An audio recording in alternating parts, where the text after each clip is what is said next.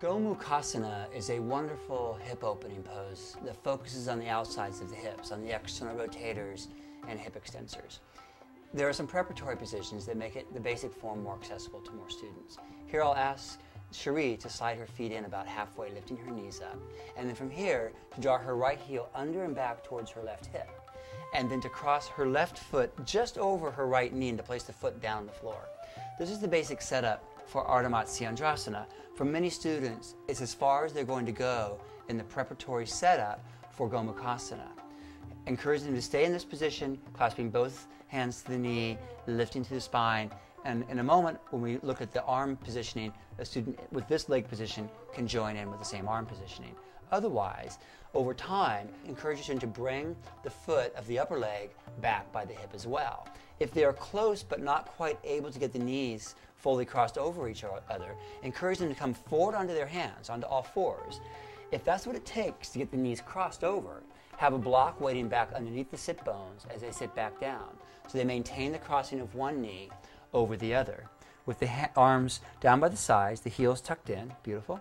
From here, whichever leg is on top, the opposite arm reaches up to the sky.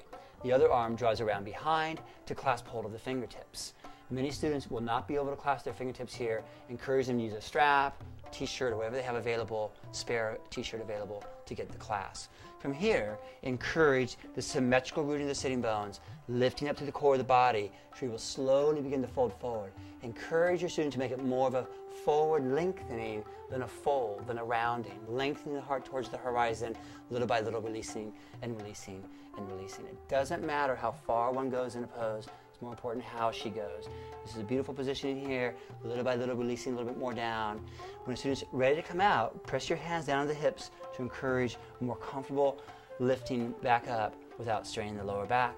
Release the arms down by the sides. There are a number of ways to transition to the opposite side in Gomukhasana.